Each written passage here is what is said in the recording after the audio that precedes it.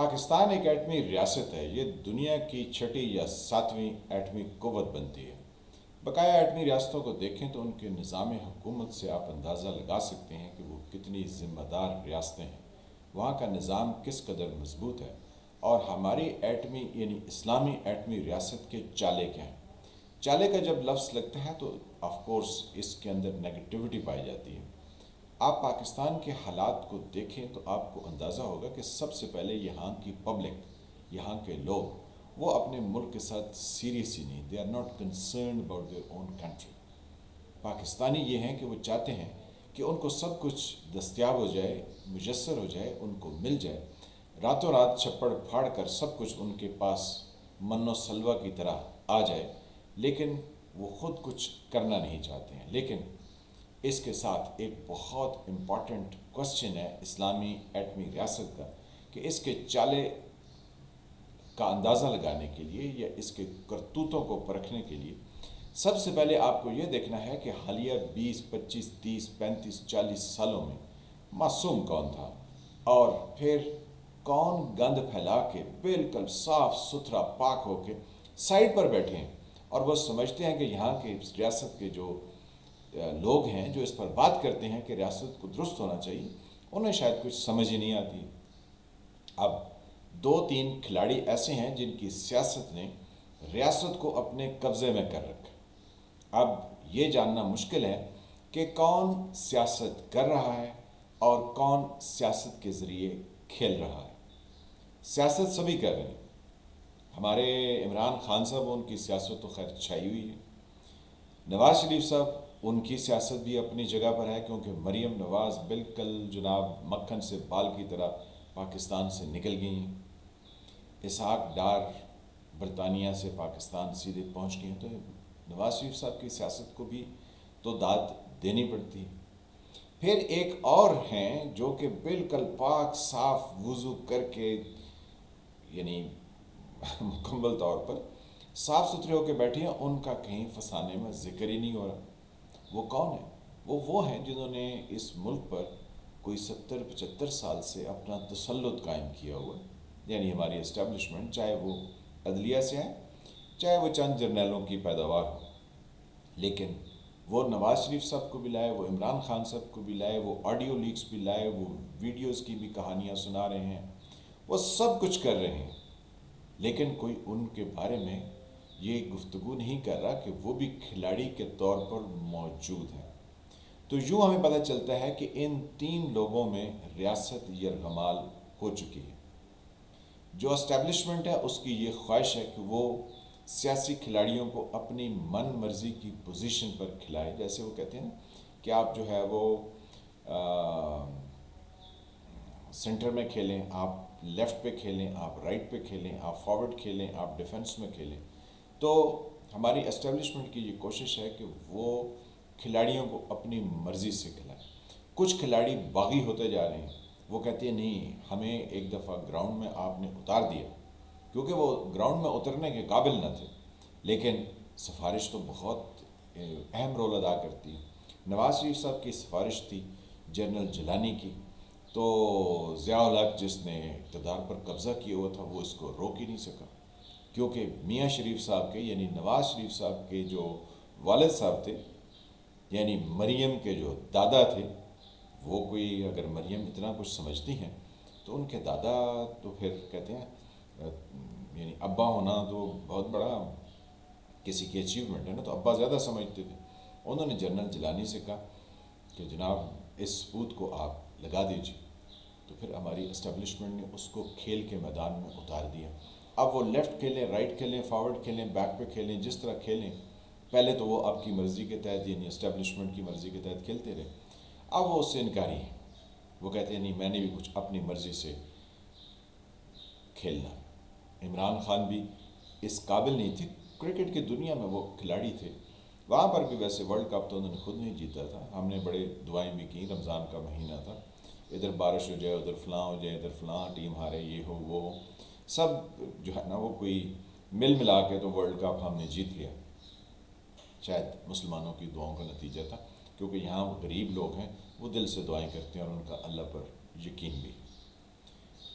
تو عمران خان صاحب سیاست کے میدان میں اترنے کے قابل نہ تھے، ان کو سمجھ نہیں تھی کہ سیاست کیا ہوتی ہے، لیکن پھر ان کو اتار دیا گیا۔ جب اتار دیا گیا تو صاف ظاہر ہے مرتا کیا نہ کرتا۔ سب لوگ جو ہے جب میدان میں اترتے ہیں، یعنی پانی گہرا ہو، موجیں تیز ہو، تو ہاتھ پاؤں تو سبھی مارتے ہیں۔ تو عمران خان نے بھی ہاتھ پاؤں مارے، تو مار کے تو ان کو بھی سیاست کے کئی گر جو ہے وہ سیکھ لی۔ اب وہ بھی روز بیٹھ کے کہتے ہیں کوئی جانور ہے، کوئی میر جعفر ہے، کوئی کچھ ہے، روز طرح طرح کے القابات سے نوازتے ہیں۔ پھر وہ کہتے ہیں میں تو ابھی کھیلا نہیں، ابھی تو میں کھیلوں گا۔ تو یہ ساری چیزیں ہمیں یہ بتاتی ہیں کہ ایٹمی ریاست کے اندر یہ جو کھلاڑی ہم نے وارد کیے، یہ کھلاڑی اس قابل نہ تھے کہ یہ سیاست کے کھیل میں آتے۔ جو ان کو لائے وہ بھی خیر سے اس جوگے نہ تھے کہ وہ سیاست کے میدان میں اس حد تک ان کو کھلی چھوٹ دستیاب ہوتی جو ریاست پاکستان میں ان کو دستیاب ہے۔ یہاں پہ نہ تو ہماری کوئی ایسی سوسائٹی کے اندر لوگ ہیں جو آواز اٹھاتے ہیں، نہ ہمارے ہاں کہیں ایسے کوئی سیمینار یا ایسے ڈسکشنز ہوتی ہیں کہ جس میں لوگ آواز اٹھائیں اور اس آواز کے پیچھے عوام لبیک ہے۔ عوام کیا جاننا چاہتی ہے؟ عمران خان کی آڈیو لیک آئی ہے، اس نے فلاں کہہ دیا، نواز شریف نے فلاں کہہ دیا، فلاں نے فلاں کہہ دیا۔ عوام نے یہ نہیں دیکھنا کہ یہ ایک ایٹمی ریاست ہے، اس کے خد و خال کیا ہونے چاہیے، ہمیں کون سے دائرے کے تحت گفتگو کرنی چاہیے، ایسی کون سی گفتگو ہے جو باہر بین الاقوامی دنیا میں ہمارا مذاق اڑانے کے لیے کافی ہے۔ جیسے بھی کل مریم نواز شریف ہیتھرو یا لندن کے ایئرپورٹ جس پر بھی وہ لینڈ کی، تو وہاں پر جو ادھم مچا اس سے کیا ہوا؟ آس پاس کے لوگوں نے کہا ہوگا کہ یہ جو ڈسٹربنس چل رہی ہے یہ کون لوگ ہیں؟ تو سب نے کہا ہوگا یہ پاکستانی ہو کلن۔ اب بس آگے کہنے کی مجھے ضرورت نہیں ہے، یہ پاکستانیوں کے بارے میں پوری دنیا میں عربی کا قول مشہور ہے۔ انگریز بھی ہونا تو وہ بھی اس کو بڑے چسکے لے کے، کیونکہ انہوں نے بھی اپنے لوگوں کو یہ کمیونیکیٹ کیا کہ پاکستانی کلن، آگے بس خود ہی فل کر لیجئے۔ تو ہمارے تو یہ اس طرح کی باہر تصویر کشی ہو رہی ہے۔ اسٹیبلشمنٹ کی سیاست نے ریاست کو اپنے قبضے میں لیا ہوا۔ عمران خان ہیں، نواز شریف ہیں، ان دونوں کے اوپر الزام دھرے جا رہے ہیں کہ جناب یہ کر رہے ہیں، یہ کر رہے ہیں۔ نواز شریف نے یہ کیا تو عمران خان اب یہ اس پر الزام لگا رہا ہے۔ نواز شریف کو فلاں جگہ پہ عمران خان نے اپنا نشانہ بنا لیا، یہاں مریم نواز نے یہ گفتگو کر دی۔ لیکن جو اس گند کو پھیلانے والے ہیں وہ بالکل جناب نیٹ اینڈ کلین، ان کے اوپر ان دونوں میں سے کوئی گفتگو نہیں کر رہے، کیونکہ اپنے آقاؤں کے خلاف تو کوئی گفتگو نہیں کرتے۔ یہ دونوں یہ نہیں کہیں گے کہ جی گند جو انہوں نے پھیلایا ہے، یعنی 2018 کے انتخابات کے بعد جو سب مینیپولیشن ہوئی، جس کے اوپر فخر سے اظہار بھی کیا گیا، اس کے اوپر کوئی گفتگو نہیں کرے۔ تو دنیا کی جو اسٹیبلش ریاستیں ہیں، جو ایٹمی طاقت بھی ہیں، وہ ہمیں کس کونے میں لے جانا چاہتی ہیں، ہمارے ساتھ کیا ہوگا، آنے والے وقتوں میں کیا ہم اس سے جان چھڑا پائیں گے جو حرکتیں ہم یہاں پر کر رہے ہیں۔ آڈیو لیکس میں آپ بھلے جو مرضی یہ کہیں کہ جی وہ سائفر جو ہے وہ سائفر نہیں تھا، وہ اپنی کہانی اپنے منٹس میٹنگ کے لکھ کے اس کو جو ہے وہ پیش کیا گیا۔ عمران خان نے کہا کہ جی ہمیں اسد عمر نے کہا کہ ہمیں 10 دن پہلے سے یہ لیٹر کا کھیل کھیلنا چاہیے تھا، وغیرہ وغیرہ۔ یہ سب چیزیں ثانوی ہیں۔ پاکستان کا کیا مسئلہ ہے کہ پاکستان میں ایسے نان سیریس، ایسے بیہودہ لوگ اقتدار کی راداریوں میں بیٹھے ہیں جو ذاتی مفاد کے لیے پاکستان کی ریاست کے مفادات کو قربان کر رہے ہیں، اور اس میں سب سے پہلے ہم سارے پاکستانی شامل ہیں جو اس کے خلاف آواز ہی نہیں اٹھاتے کہ پاکستان کے اندر کسی قانون، قاعدے، ضابطے، آئین کے تحت پاکستان کو چلنا چاہیے۔ جنہوں نے عمران خان کو اقتدار میں بٹھایا ان سے کوئی پوچھ سکتا ہے؟ جنہوں نے مشرف کو اجازت دی کیا ان سے کوئی پوچھ سکتا ہے؟ جو آڈیو لیک اس وقت کر رہے ہیں ان سے کوئی پوچھ سکتا ہے کہ یہ آڈیو لیکس ایک ایٹمی ریاست میں کیسے ہو رہی ہیں، کیوں ہو رہی ہیں؟ کوئی اس کے بارے میں سوال نہیں اٹھا سکتا۔ اس کا بھی ذکر آ گیا کہ ہم 25 PTI کے اراکین کو نااہل کریں گے، ان کے ووٹس کاؤنٹ نہیں ہوں گے، اس طرح ہم پنجاب بھی عمران خان کی جھولی میں رکھ دیں گے۔ تو وہاں کوئی ان سے پوچھ سکتا ہے کہ آپ نے ایسا کیوں کیا؟ تو یہ ایٹمی ریاست کے چالے ہیں جو کہ ایٹمی ریاست کو سوٹ نہیں کرتے۔ یہ کوئی اب تو افریقہ کے ممالک کی بھی اگزامپل آپ نہیں دے سکتے، کیونکہ وہاں بھی جب سے سوشل میڈیا پروان چڑھ کے دنیا میں راج کرنے کے لیے آیا ہے، تو افریقن کنٹریز کے اندر بھی نیٹ کی سہولت دستیاب ہے، اور انہوں نے اپنے معاشروں کو بہتر کر لیا۔ نہیں بہتر ہوئے تو چلیں اس پر آپ کو ایک سناتے ہیں۔ ایک صاحب تھے، انہوں نے کہیں کوئی چلا شلا کاٹ کے تو جن کو قابو کر لیا۔ جن نے کہا کہ جی آقا بتائیے، انہوں نے کہا جی میرے یہ کام ہے کرو۔ اس نے کہا جی میں آپ کے سارے کام کروں گا، لیکن جس دن آپ کہیں گے کام کوئی نہیں، اس دن میں آپ کو کھا جاؤں گا۔ تو ان کے کام ہی بڑے تھے، انہوں نے کہا ٹھیک ہے کھا جانا، کیونکہ وہ سوچ ہی رہے تھے کہ جن اتنے میرے کام ہیں میری زندگی میں تو یہ مکمل نہیں کر سکے۔ جن چند سیکنڈز لگائے تو کام مکمل کرتے کرتے ان کے سارے کام ختم ہو گئے۔